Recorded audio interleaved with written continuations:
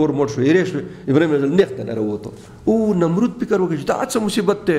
شپېته میله اور او په دا دونه غټ غټ چې دا خبره لمبې اسمان ته رسېدې ابراهیم پکې ژوندی راووتو دې نه معلومېږي چې دې سړي کې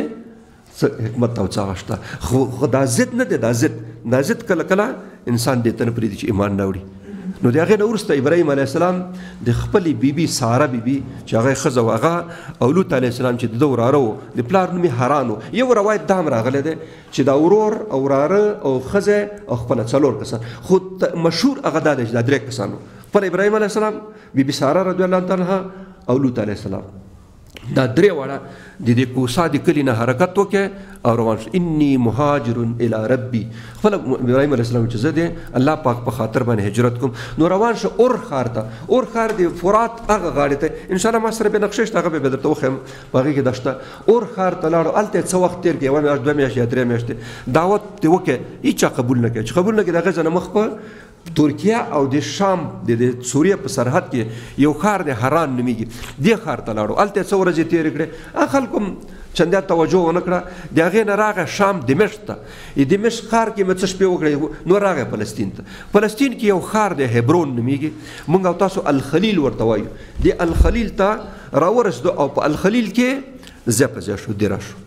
نو د دې نه بعد لوط علیه السلام ته امر وکړ د الله پاک د وحی په حساب چې هغه پیغمبر و چې دا به لاړ شي په فلسطین کې څو کلي دي چې هغې ته صدوم وایي د صدوم کلي ته دا د پیغمبر په حیث باندې ولېږه هغه هلته لاړلو ابراهیم علیه السلام څه شپې ورځې چې تېرې کړې د هغې نه وروسته دی مصر ته لاړو مصر ته د دعوت په خاطر لاړو خو په مصر کې څه شپې ورځې چې تېرې کړې دا دعوت یې چا ونه منلو داسې څوک پیدا نه شو چې ابراهیم علیه السلام باندې ایمان نه وړي او دا دین ومني ځکه هلته خپله د ستورو او د دې شیانو عبادت کېدلو نو هېڅ د ابراهیم علیه السلام دعوت نتیجه ونه کړه نو بېرته را روان شو په لاره کې کوم مشر پاچا د ولید په نامه فرعون د مصر پاچیانو ته د تخلص د لږ موږ ته رئیس جمهور وایي نو د یو عادت او خاصیت دا و چې کله به کومه ښایسته ښځه او جلۍ ولیدله نو دا به یې ځان ته کوله نو خلکو هغه عسکر ورته شیطاني وکړه چې ابراهیم علیه السلام سره یو ډېره ښایسته ښځه ده په تاریخونو او سیرت کتابونو کې راځي چې په دنیا کې د ټولو نه زیاتې ښایسته ښځې دوه تېرې شوي یو بیبي هوا موږ او تاسو نیا چې کوم یو ده ځکه الله پاک دا خاص امتیاز باندې پیدا کړو بل بیبي ساره نو چې پاچا خبر شو چې ښایسته ده به چې دا ښځه دې نه راوګرځوئ به چې کله راغله بیبي ساره خو د پیغمبر ښځه وه د پیغمبر بیبي وه او د پیغمبر نږدې چې کوم ایمان هغه صحابیه نو دا چې کله بوتلله نو ابراهیم علیه السلام هم خفه شو بیبي ساره هم خفه شوه چې دا څه په مصیبت باندې ککړ شو نو الله پاک ابراهیم علیه السلام ته لکه د ټلویزیون د سکرین په شان باندې دا ټوله صحنه مخامخ کې کړه چې هر څه به لیدل چې بیبي ساره کومه سیجي کوم کېږي پاچا څه کوي دا پاچا درې ځلې دا د بخاري حدیث دی عبدالله بن عباس دی راوي دی ګوره وایي چې درې ځلې د پاچا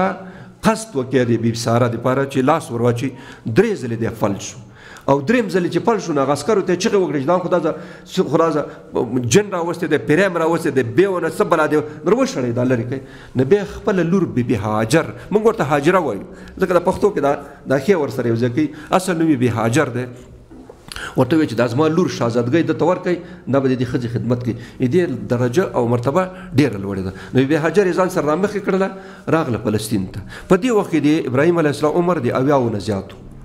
هېڅ اولاد یې نه لرلو نو بیبي ساره ورته وایي چې ګوره